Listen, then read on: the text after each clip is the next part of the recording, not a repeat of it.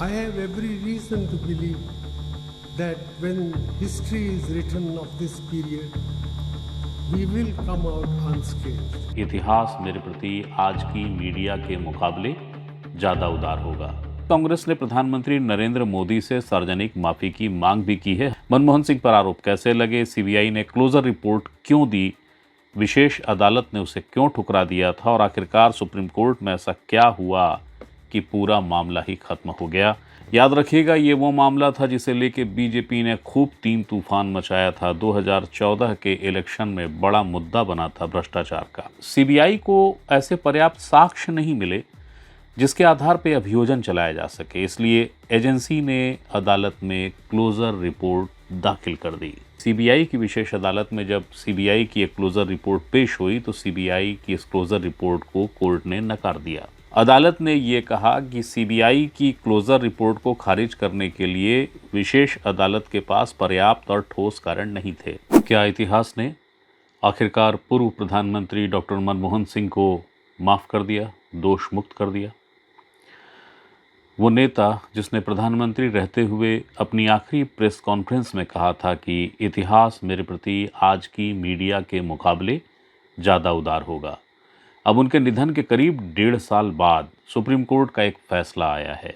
Supreme court ने देश के सबसे चर्चित कोयला ब्लॉक आवंटन यानी कोलगेट मामले में डॉक्टर मनमोहन सिंह के खिलाफ जो लंबित आपराधिक कार्रवाई थी उसको समाप्त कर दिया है।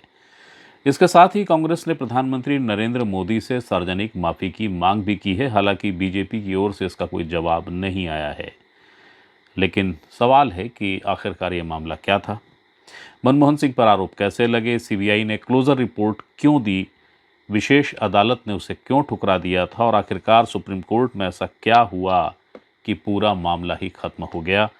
नमस्कार, मैं हूं याज्ञवल्क और यही खबर, यही सूचना देने आपके सामने हाजिर हुआ हूं।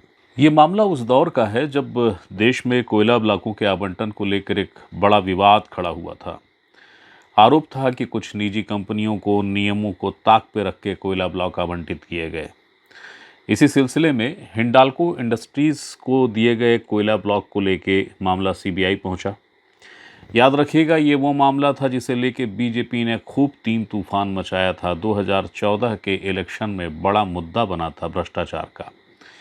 सीबीआई ने अपनी जो एफआईआर दर्ज की थी उसमें तत्कालीन कोयला सचिव पीसी पारख, उद्योगपति कुमार मंगलम बिरला, हिंडाल्को इंडस्ट्रीज लिमिटेड और कुछ अज्ञात लोगों के खिलाफ आपराधिक साजिश और भ्रष्टाचार निवारण अधिनियम के तहत मामला दर्ज किया था। जांच आगे बढ़ी, लेकिन सीबीआई को ऐसे पर्याप्त साक्ष्य नहीं मिले जिसके आधार पर अभियोजन चलाया जा सके, इसलिए एजेंसी ने अदालत में क्लोजर रिपोर्ट दाखिल कर दी। लेकिन विशेष अदालत यानी सीबीआई की विशेष अदालत में जब सीबीआई की एक क्लोजर रिपोर्ट पेश हुई तो सीबीआई की इस क्लोजर रिपोर्ट को कोर्ट ने नकार दिया। विशेष सीबीआई न्यायाधीश थे भरत पराशर। उन्होंने न केवल क्लोजर रिपोर्ट खारिज की बल्कि 6 अभियुक्तों को तलब कर लिया, नोटिस जारी हुआ। इनमें थे पूर्व प्रधानमंत्री डॉक्टर मनमोहन सिंह, तत्कालीन कोयला सचिव पीसी पारख, उद्योगपति कुमार मंगलम बिरला, हिंडाल्को इंडस्ट्री लिमिटेड और उसके अधिकारी शुभेंदु, अमिताभ और डी भट्टाचार्य, इनके नाम शामिल थे। इन सभी के खिलाफ भारतीय दंड संहिता, उस समय आईपीसी थी जो अब बीएनएस हो गई है, कि धारा 120 बी यानी आपराधिक साजिश, धारा 409 यानी लोक सेवक द्वारा आपराधिक न्यास भंग किया जाना और भ्रष्टाचार निवारण अधिनियम के तहत कार्रवाई शुरू करने का आदेश दिया गया था। यही नहीं, अदालत ने सीबीआई को तत्कालीन प्रधानमंत्री कार्यालय के वरिष्ठ अधिकारियों से भी पूछताछ करने के निर्देश दिए थे। इनमें जो नाम हैं वो जान लीजिए। इनमें थे तत्कालीन प्रधानमंत्री के तत्कालीन प्रधान सचिव TKA नायर और निजी सचिव BVR सुब्रमण्यम, इनके नाम शामिल थे। अब सवाल ये कि ये मामला सुप्रीम कोर्ट तक कैसे पहुंचा, क्योंकि निचली अदालत या कि सीबीआई की स्पेशल अदालत, स्पेशल कोर्ट ने तो सीबीआई के द्वारा पेश क्लोजर को खारिज कर दिया था। जानिए कि मामला सुप्रीम कोर्ट कैसे पहुंचा। जब सीबीआई स्पेशल कोर्ट का समन जारी हुआ तो डॉक्टर मनमोहन सिंह ने इस समन को चुनौती दी और सुप्रीम कोर्ट पहुंचे।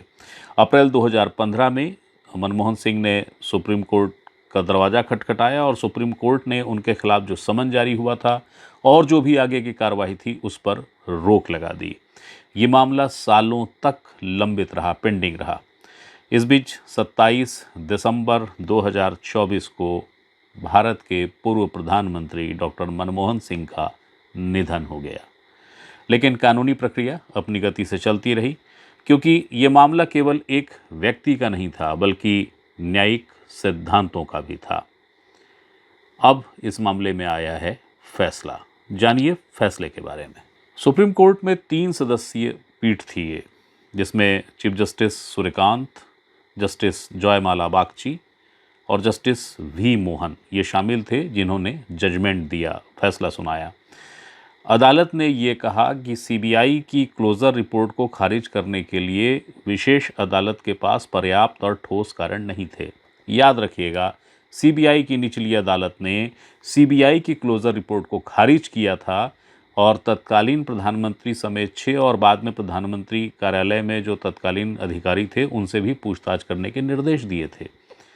अब सुप्रीम कोर्ट ने कहा कि सीबीआई की क्लोजर रिपोर्ट को खारिज करने के लिए निचली अदालत के पास या विशेष अदालत के पास न पर्याप्त और न ठोस कारण थे। इसी आधार पे सुप्रीम कोर्ट ने निचली अदालत का या कि स्पेशल कोर्ट का वो आदेश रद्द किया है और सीबीआई की क्लोजर रिपोर्ट को स्वीकार कर लिया है। पूरे मामले को गुणदोष के आधार पर परखा गया और उसके बाद सीबीआई का जो क्लोजर था उसे स्वीकारा। जो याचिका डॉक्टर मनमोहन सिंह की ओर से पेश थी उसको औपचारिक रूप से समाप्त कर दिया गया है। याद रखिएगा, डॉक्टर मनमोहन सिंह ही नहीं बल्कि अन्य जितने थे सभी के खिलाफ समाप्त हो गया मामला। यानी अपनी मौत के करीब 1.5 साल बाद भारत के पूर्व प्रधानमंत्री दोष मुक्त हो गए हैं उस बहुचर्चित मामले से जिसने देश की सियासत को महत्वपूर्ण मोड़ दिया। भारत के मतदाताओं ने ये माना तब कि बहुत बड़ा भ्रष्टाचार है और भ्रष्टाचार में मनमोहन सिंह शामिल हैं। देश ने वोट दिया और तब आई बीजेपी की सरकार, नरेंद्र मोदी बने प्रधानमंत्री। इस फैसले के तत्काल बाद जब ये फैसला आया है उसके बाद राजनीतिक प्रतिक्रियाएं तेज हो गई हैं स्वाभाविक रूप से। क्या प्रतिक्रिया है वो आगे समझिए। इस फैसले के आते ही कांग्रेस ने वर्तमान प्रधानमंत्री नरेंद्र मोदी से सार्वजनिक माफ़ी की मांग की है। कांग्रेस का कहना है कि वर्षों तक भारत के पूर्व प्रधानमंत्री डॉक्टर मनमोहन सिंह की छवि को इस मामले से जोड़ के लगातार निशाना बनाती रही है बीजेपी। कोयला स्कैम और ये जो घोटाले हैं इसको लेके सीधे सीधे प्रधानमंत्री मनमोहन सिंह का नाम लांछित किया गया। अब जबकि सीबीआई ने क्लोजर रिपोर्ट जो सीबीआई की थी उसको सुप्रीम कोर्ट ने स्वीकार लिया है, तो प्रधानमंत्री नरेंद्र मोदी को इस मामले में सार्वजनिक माफ़ी मांगनी चाहिए। क्यों मांगनी चाहिए? क्योंकि जब चुनाव था तो उस समय जो एक माहौल बना था उस माहौल में इस कोलगेट मामले या कि कोल ब्लॉक आवंटन मामले को लेके बहुत सारे विवाद थे, बहुत सारी बातें आई थी। सीबीआई की ये जो जांच और जो सारी प्रक्रियाएं चली थी इसे लेकर बीजेपी ने ज़बरदस्त हमला बोला था और मैं बता चुका हूँ, फिर बता देता हूँ। भारत के मतदाता ने मत देते समय जिन मुद्दों को ज़हन में रखा था और बीजेपी को वोट दिया था उसमें एक मुद्दा ये भी था। हालांकि कांग्रेस की जो मांग है इस मांग पर बीजेपी की ओर से कोई प्रतिक्रिया आधिकारिक रूप से नहीं आई है, लेकिन नज़र इस पर बनी हुई है। अब आखिरी ये जान लीजिए कि मनमोहन सिंह ने बतौर प्रधानमंत्री जो अपना आखिरी प्रेस कॉन्फ्रेंस उन्होंने की थी उसमें ऐसी कौन सी बात कही थी जिस बात पर आज सबकी नज़रें टिक गई हैं, सबके स्मरण में वो बात बार बार आ रही है। I have every reason to believe that when history is written of this period, we will come out unscathed. This is not to say that there was no irregularities. There were irregularities, but the dimensions of the problems have been overstated by the media, by the CAG sometimes, and by other entities. तारीख थी 3 जनवरी 2014। बतौर प्रधानमंत्री मनमोहन सिंह जी का वो आखिरी press conference था। उसमें उन्होंने कहा था, मैं मानता हूँ कि इतिहास मेरे प्रति आज की मीडिया से ज़्यादा उदार होगा। ये बात बार बार, जो बात मनमोहन सिंह जी ने कही वो बार बार लोगों के जहन में कौंध रही है, घूम रही है। इससे जबकि ये सुप्रीम कोर्ट ने सीबीआई की एक क्लोज़र स्वीकार ली है, ये बात और ज़्यादा याद आ रही है। और मनमोहन सिंह जी ने बात क्यों कही थी कि इतिहास मेरे प्रति आज की मीडिया से ज़्यादा उदार होगा, क्योंकि मैंने आपको बताया ना, एक माहौल चला, एक पूरा मीडिया के आप किसी भी वर्ग धड़े को देखेंगे तो सब एक सुर में चल रहे थे, बहुत बड़ा भ्रष्टाचार, बहुत बड़ा घोटाला, बहुत बड़ा घोटाला, न भूतो न भविष्यति जैसा घोटाला। डॉक्टर मनमोहन सिंह उसी बात को दृष्टिगत रखते हुए कह रहे थे कि इतिहास जो मेरा मूल्यांकन करेगा वो आज की मीडिया से ज़्यादा उदार होगा। सोचिएगा डॉक्टर मनमोहन सिंह के बारे में, वो डॉक्टर मनमोहन सिंह जिन्होंने देश को उस वक्त संभाला जब देश आर्थिक रूप से डगमगा गया था। कहते हैं कि अगर मनमोहन न होते, उनकी नीतियां न होती, तो इस देश की आर्थिक स्थिति बहुत बुरी हो सकती थी, बहुत ही ज़्यादा बुरी। ऐसी कई नीतियां जो मनमोहन सिंह जी ने प्रभावी की इस देश के लिए, वो देश को लाभान्वित करती रहीं, चाहे वो उदारवाद का दौर हो, चाहे जैसी चीज़ें हों। मगर वो लांछित हुए अपने दौर में, और बहुत बुरी तरीके से लांछित हुए, जिसके निश्चित तौर पे वे अधिकारी नहीं थे। मगर राजनीति है और बेहद निर्मम है। ये सवाल ज़रूर सोचता है कि जब कुछ था ही नहीं तो ये मामला बना क्यों, और बना तो दोषी और जवाबदेह कौन। नैतिकता की बात है कि माफ़ी मांगनी चाहिए। जिन्होंने लाभ ले लिया किसी को लांछित करके, जो आज भी लाभान्वित हैं, उनसे ये अपेक्षा कर लें कि वो माफ़ी मांगेंगे इतिहास की इस भयावह भूल के लिए, और इस बात के लिए भी कि बेहद शरीफ आदमी को लांछित किया गया था। राजनेता माफ़ी मांगे न मांगे, उस मीडिया के बारे में क्या विचार है, उसे माफ़ी मांगना चाहिए क्या?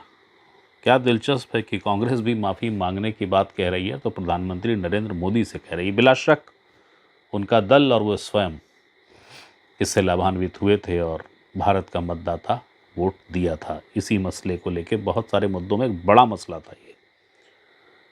मगर वो मीडिया जिसने अंधानुकरण किया आरोपों का और एक आभासी छवि बना दी, लोगों को भ्रमित कर दिया, माफ़ी उस मीडिया को मांगनी चाहिए ना।